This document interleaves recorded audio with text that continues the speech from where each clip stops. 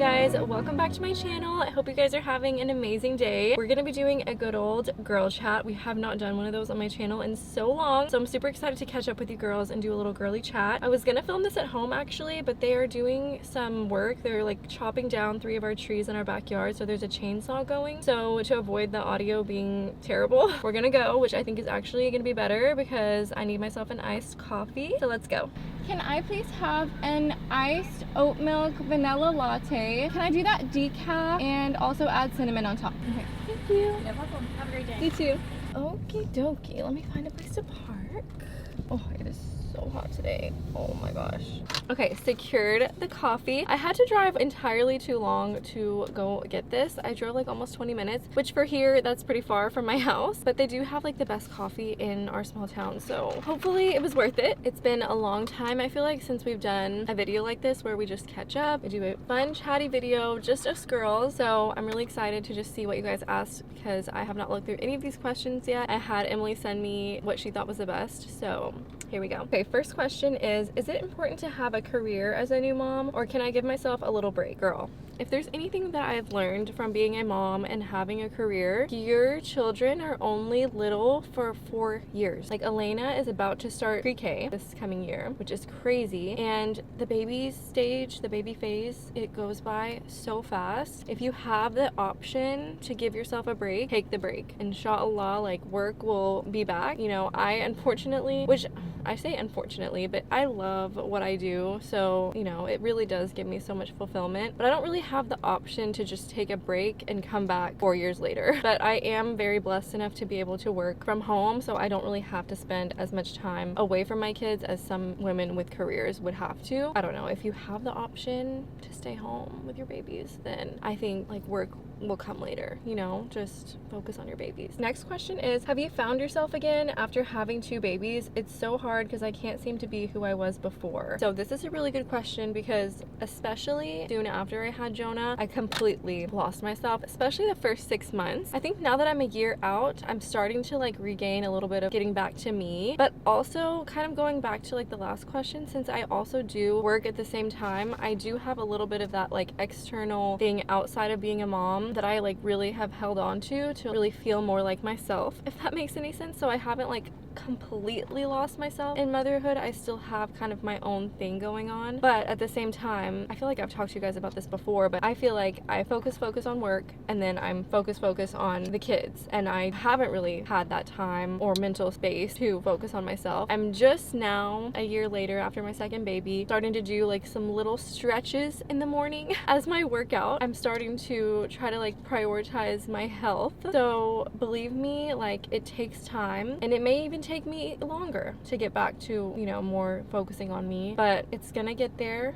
We've just gotta stay patient. It won't be like this forever. I know that because it has gotten so much better than it was when he was a newborn. So I just have hope that like one day I will get to focus on myself again. How is your mental health lately? How are you feeling? I really appreciate you caring and asking questions to see how I'm doing. To be honest, like I'm doing the best that I can. I feel like we all have been affected the past year since October 7th of last year. My mental health has definitely tanked this past year. It has been not the best. I've been relying very heavily on therapy and just my family and prayer, obviously, just God. So many things in my life have changed this past year. So many things. And alhamdulillah, I am in a space now where things feel positive again. Like I'm able to kind of like look into the future and think like, okay, like things are gonna be okay. But the past year has been really, really hard. With Palestine, with work, with everything, my whole mentality has like really shifted on just life. And I feel like I'm being really vague, but I feel like a lot of people can relate to what happened with Palestine this year, and maybe it has changed a lot of our perspectives on life. It's changed everything,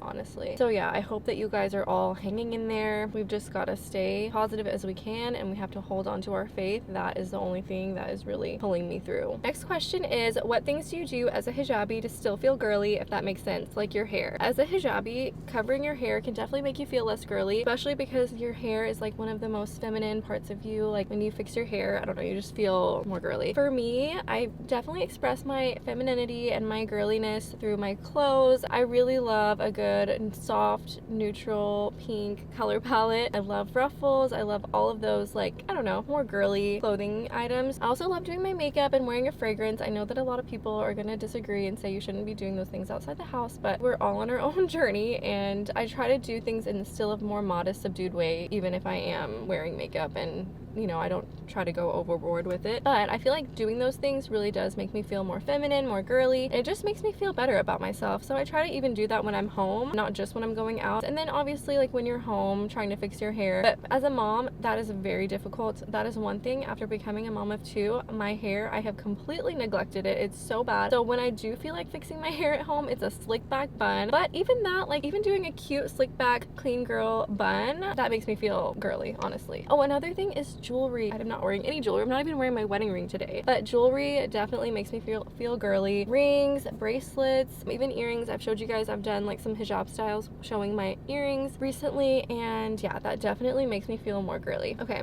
I know you're starting something new / moving in a different direction. Advice on how to make a life change like that. I'm so sorry to be so annoying and basically not be able to tell you guys anything. I cannot wait to share with you guys everything. I just can't yet. But I think one of the things that really helped me to decide to move in a different direction is literally just praying to God. He's the one who's guiding me in everything that I do. You have to do everything for the sake of him. So that is my biggest goal, is just to pray and ask him whatever direction you need to go in, ask him to guide you in the best way that pleases him, and I promise you it's gonna be the best thing. Whatever path God has for you is better than the one that you even planned for yourself. Have you ever been afraid to wear hijab in Texas? I always pray for your safety. Thank you so much. I honestly have never felt scared for my life or my safety or anything wearing hijab, but it is a very real fear and a very real danger. I mean, there are people who are targeted for being Muslim. Islamophobia is obviously on the rise, and we've seen it all over the news. So maybe I should be a little bit more scared. I don't know. I live in a very safe town, and I haven't heard of anything like that happening, but we have to always keep that as a very real threat. We always have to be aware of our surroundings, especially my hijabi girls. Don't take it lightly. Just know that that is always a threat. Any postpartum symptoms that were wild and or are still affecting you? The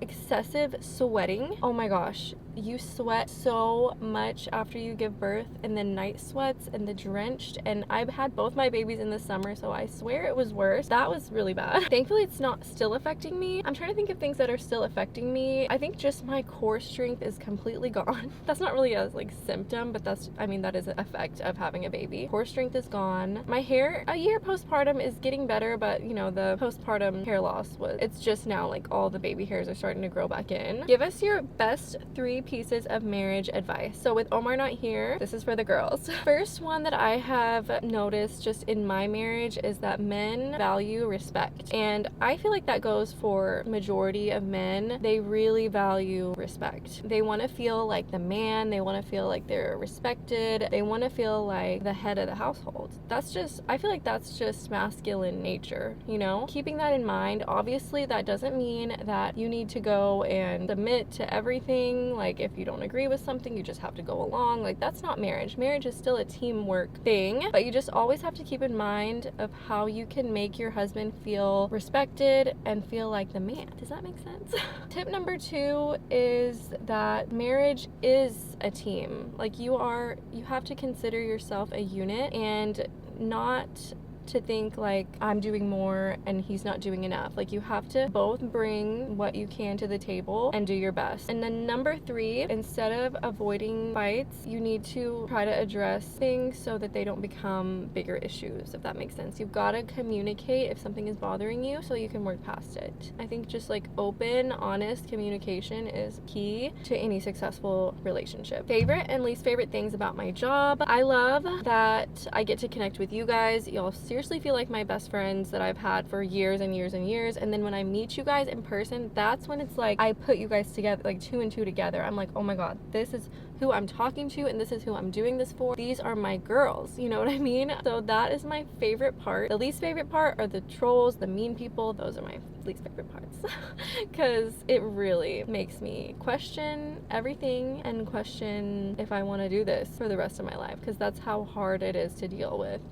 hate and bullying. My favorite season, now that I'm thinking more about it, I think I really just appreciate each season for what it is. I don't really have a favorite season. Maybe fall winter time, just because I live in Texas and it's super hot in the summer, so by the time fall winter rolls around, we're like, yes, finally, like cold weather, like we can wear our sweaters and whatever. But I just really appreciate like each of the seasons special things. In the fall, I love when the leaves change. Like if I lived somewhere with all the seasons, I would love it so much. In Texas, we only get maybe, you know, 2 weeks of fall and then like 2 weeks of spring, and then it's like a big summer and a big winter. I wish we had like a true fall. I just love like appreciating the crispness of the air in the winter, and then in the summer when you can wear your pretty dresses and there's traveling and there's spending time with the kids. In the winter, like there's the fireplace and like cozy vibes and just making your house like really, I just appreciate all the seasons. Is anyone else like that? Okay, favorite perfume. My all-time favorite is the Gentle Fluidity. I've talked about it so many times. It is pricey. The last time I got it as a gift from my mom and sisters for my birthday because it is so good, but it is very pricey. I also have been loving the Leda 22 Oris. It's a musky, soft, it's not too sweet, so beautiful. I love it. It's a very all year round fragrance and you can wear it for daytime, nighttime. I also actually have it in my bag. I mean, this is an affordable option. It's a dupe for the Baccarat Rouge, and let me spray some right now actually. It smells so good. It smells like Baccarat Rouge, the affordable version. It's more of a body spray though, so it's definitely not gonna last as long. There are ways you can try to get this to last longer, like layering it with different like moisturizer and stuff like that, and oil, but it's just, you know, lightweight, fresh. I just keep it in my purse, and then if I want to spray some in the car or whatever. Those are like my top 3. Scentbird actually sponsored my last video, not this one, but I've been loving like trying new ones with them, which is really nice. Must have beauty products. Okay, so I've been really loving the Charlotte Tilbury Flawless Filter, especially in the summer. It's lightweight. I do that and I do some concealer, and that's kind of been my base. I've been loving the Charlotte Tilbury Pinkgasm and Goldgasm blush and highlight. So pretty. The Summer Fridays lip oil and blush dreams, so pretty. It's the perfect color. I love it so much. Yeah, those are like the top of my head like beauty products that I'm loving right now. Which hair removal method do you use? I'm struggling to find the right one for me. I've talked about this so many times, but laser. Oh my gosh, if you are able to get laser, I know it's pricey. It is an investment that is well worth it. Maybe I'll invest in it for Elena, that way she doesn't have to do it later in life. Because I mean, no time soon. Oh my god, like when she's, you know, a young adult. I wish I had gotten laser so much earlier than I did. It would have saved me, I don't know, it would just save me so much time. I hated shaving. Now I still shave just because there's like a few straggler hairs. I can give you guys an update now because I've had 2 kids and I got my laser before I had kids. I think I got it completely finished after I had Elena, but most of it, like my legs for sure, I got that done before I had Elena. Legs are still very good. Like nothing got worse after postpartum with my legs. I did get like my Brazilian, I got my underarms. I still definitely probably need touch-ups, honestly. It's not like 100% gone, but it's so much better than it was. It just makes shaving so much easier and quick, and I just don't have to do it as often. So yeah, definitely laser. Okay, those are all the questions. Thank you guys so much for sending those over. It was so fun catching up with you guys and just chatting a little bit. I just love these because I feel like we can connect a little bit better than just kind of in my vlogs where I'm just kind of doing, and it's just nice to kind of like slow down and just chat. So let me know what you guys want to see next on my channel. I really need y'all's requests, like content requests, because I feel like I don't know what to film right now. So let me know what you guys want to see. Love you guys so much, and I will see y'all in my next video, inshallah. Bye!